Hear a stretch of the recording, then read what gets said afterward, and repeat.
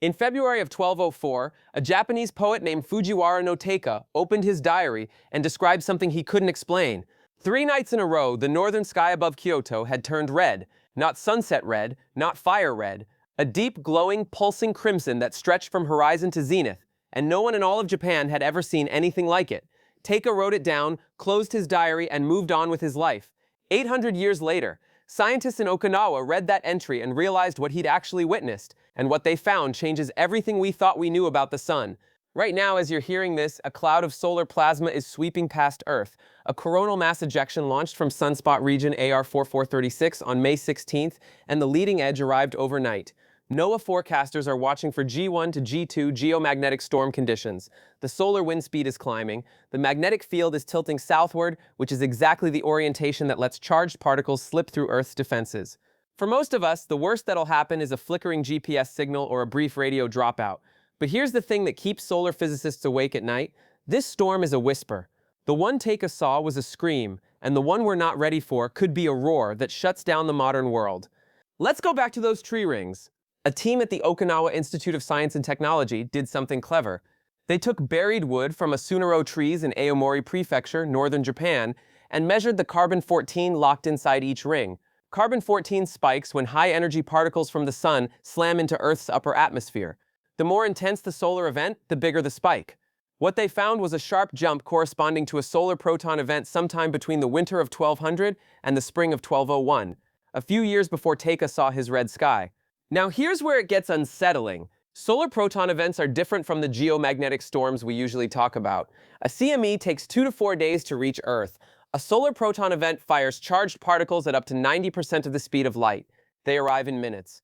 Earth's atmosphere absorbs most of them, which is why you and I are fine. But anyone outside that atmosphere, astronauts on the moon for instance, they'd be standing in the open. No magnetosphere, no atmosphere, just radiation moving almost as fast as light itself. We know this isn't theoretical. In August of 1972, a series of massive solar proton events erupted between Apollo 16 and Apollo 17. Apollo 16 had returned to Earth on April 27th. Apollo 17 wouldn't launch until December 7th. Between those two missions, in the quiet summer months when no one was walking on the moon, the sun unleashed a barrage of high-energy particles that would have torn through the thin aluminum walls of the lunar module like they weren't there.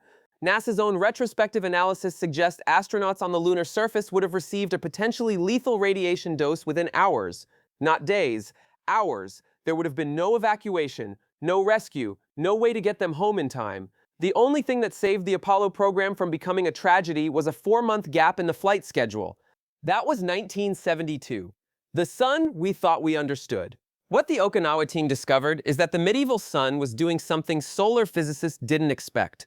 By reconstructing the solar cycle from their carbon-14 data and cross-referencing it with historical records of sunspots and auroras from Japan, China, and Korea, they found that the solar cycle around the year 1200 was significantly shorter than the 11-year cycle we observe today. Think about what that means. A shorter cycle means the sun flips its magnetic field more rapidly. More flips mean more instability. More instability means a sun that produces intense bursts of radiation more frequently, with less buildup and less warning. The medieval period wasn't a quiet era in solar history. Based on every metric the researchers could extract from the wood and the historical record, it was one of the most active stretches of solar behavior we've been able to reconstruct, possibly the most active in 1,000 years. And we only know about it because a poet wrote about red lights and a scientist cut open a tree. Let's bring this forward. January 18, 2026, an X-class flare erupted from sunspot region 4341, launching a full halo CME directly at Earth. By January 19th, NOAA classified the resulting radiation storm as S4, one step below the maximum, the first S4 event since the Halloween storms of 2003. NOAA contacted the airlines, they contacted NASA, they contacted FEMA, the FAA, the North American Electric Reliability Corporation. ISS astronauts moved to the station's most heavily shielded modules, the American Destiny Lab and Russia's Zvezda. Satellites were put into safe mode, polar flight routes were diverted. The infrastructure held, barely. GPS systems experienced significant disruption. In May of 2024, a similar but weaker event cost the U.S. agricultural industry an estimated $500 million when precision farming equipment lost satellite lock. In 2003, the Halloween storms knocked out power in Sweden and damaged transformers in South Africa. In 2022, a solar flare heated Earth's upper atmosphere enough to drag 40 freshly launched Starlink satellites out of orbit. They burned up before reaching their operational altitude. Every one of those events was survivable, everyone caused damage, and none of them came close to what the tree rings show happened 800 years ago. Here's the part that should bother you.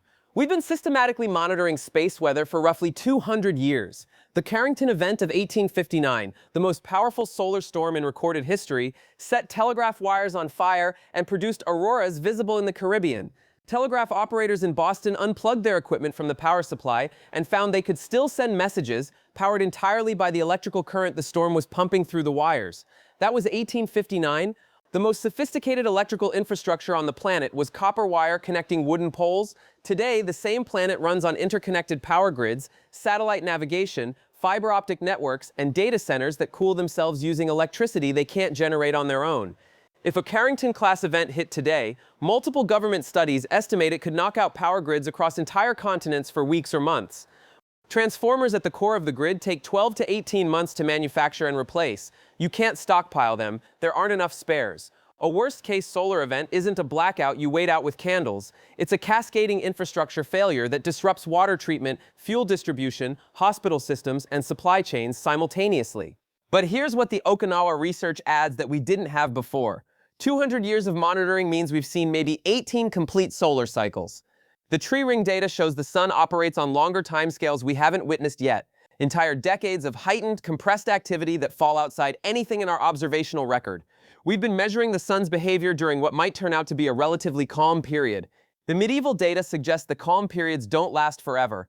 The CME brushing past Earth tonight is nothing, a glancing blow from a moderate eruption on an average sunspot. The kind of thing that happens dozens of times per solar cycle. But it arrived from region AR4436, the same region that fired 5 separate CMEs while it was on the far side of the sun last week. It's rotating back toward Earth now, and nobody can predict what it'll do next, because we still can't forecast individual eruptions more than a few hours in advance. There is some good news. The European Space Agency and China just launched SMILE, the Solar Wind Magnetosphere Ionosphere Link Explorer, which for the first time will observe in real time how the solar wind deforms Earth's magnetic shield. We're building the instruments we should have had decades ago. NASA's IMAP observatory reached the L1 Lagrange point earlier this year, giving us a new sentry stationed between Earth and the Sun, watching for incoming threats. And the Artemis II crew, the first humans to fly beyond low Earth orbit in over 50 years, made it home safely in April. They flew during an active solar maximum. If the Sun had thrown a 1972-style proton event during their transit, the Orion capsule's radiation shielding would have been tested in a way nobody wanted. It didn't happen, this time. But the tree rings in northern Japan are a reminder. The sun doesn't operate on our schedule, it doesn't care about our solar cycle models or our grid capacity studies or our spacecraft shielding standards. 800 years ago, it fired particles at Earth that would have killed any astronaut caught in the open. And the only reason we know is because a poet looked up, saw something terrifying and beautiful, and wrote it down. The next time the sky turns red, we won't need a diary, we'll need a plan, and right now, we don't have a good one. What would you do if NOAA gave you 72 hours warning before a Carrington-level event? Seriously, no power, no GPS, no internet, no supply chain. Think about it. Then let me know in the comments, because that's not science fiction. That's a question the people running our power grids are already trying to answer.